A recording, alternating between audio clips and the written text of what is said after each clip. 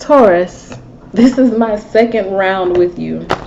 The first time I miscalculated where Venus in Pisces is transiting you on the zodiac wheel. I said Venus in Pisces was transiting your 10th house when it's actually your 11th house.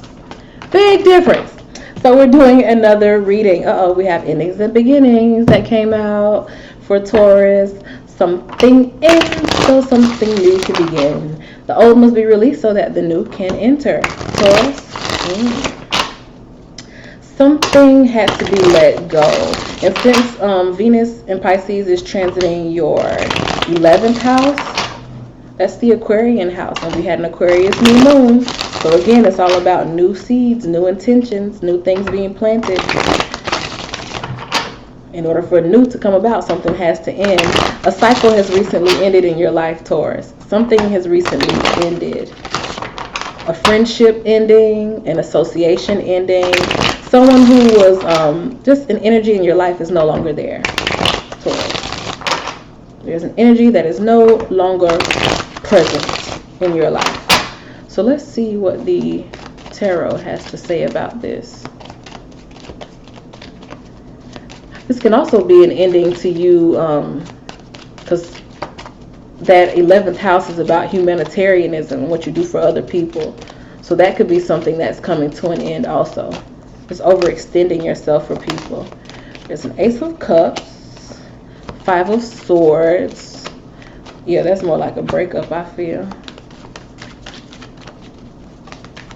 Ace of Cups, a cup of love, and then there's just this conflict or negative energy around it. Feelings held back, Page of Swords, King of Cups, Knight of Coins. So you're on your own once again. On your own. On your own. By yourself, Taurus. You're doing the lonesome thing. Okay. We're doing the lonesome thing. That's what's up. There was love there. Whatever is broken up, whatever is ended, there was love there. There was a lot of holding back also. And it's like there was a lot of waiting. You waiting for the other person waiting for you. Just not enough togetherness, emotional commitment. Just not enough communication for sure. And that's an end. An end to a friendship, into a relationship, into an association, into just some type of togetherness that was in your life. There's just an end happening there. See, the 10 of Wands, what's the burden?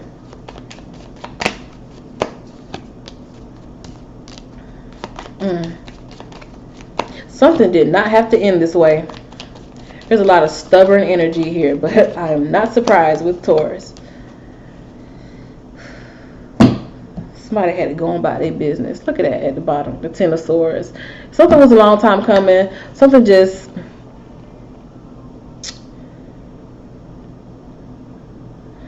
Taurus, I'm not even going to lie to you. I feel like it's your fault. Not even going to lie to you. I feel like it's your fault. I'm sorry. I swear to God, I'm sorry. But something comes to an end because there's more like a self-serving energy here. And the energy that's just coming to me is like self-serving, stubborn, like closed off. And that just sounds like Taurus to me. It's like you could have felt so much, Taurus, and you had these aspirations. You felt there was so much potential. It just wasn't enough. It wasn't enough. There wasn't enough investment. It was just more like, every man or every person for themselves. That's crazy. I feel like maybe you felt like you were more prosperous on your own, or maybe you felt like you would have more by yourself. Venus, it is about, luxury and money and beauty and the things that make you feel comfort and ease and leisure.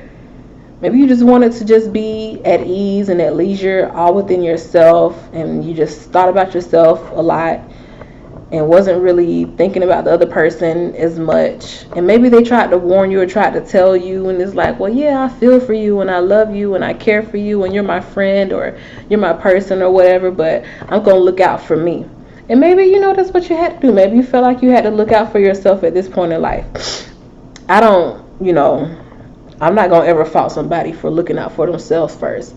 But the fact of the matter is that in some place, it just came to be too much. The disconnect, the unequal energetic investment began to be too much. So regardless of whatever pure, undying, or, well, I can't say undying, well, yes I can, because it's not like the love is died, it's just like it can't work. Because whatever pure energy or whatever pure connection there was underneath it all, it could not overcompensate for the lack of communication. It couldn't overcompensate for the lack of togetherness. It couldn't compensate for people holding back, for one or both parties holding back. And I think somebody is just a lot more business oriented. They're a lot more, you know, hardened.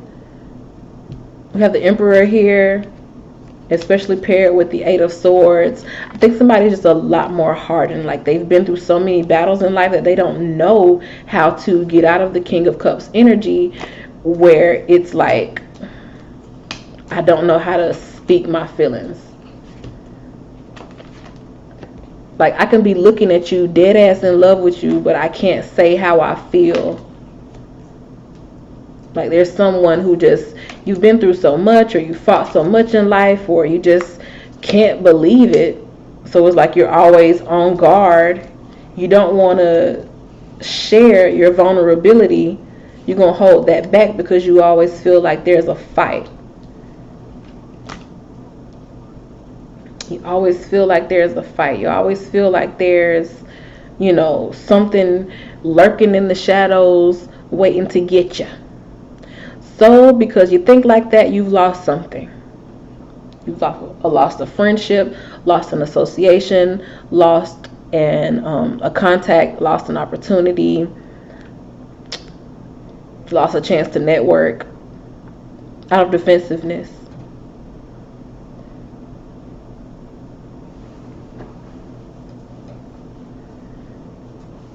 Or you had an idea, something that you wanted to share, something that you wanted to get out, and you're having a hard time doing so. You're having a hard time making it happen, and it's feeling like you have to just support yourself, and you're the only one who's invested in it.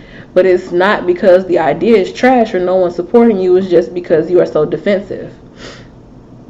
Like if you come out and say, well, I have this going on, but I ain't gonna beg nobody to support it. Somebody who was thinking about supporting it, they'd be like, oh, I don't like your attitude.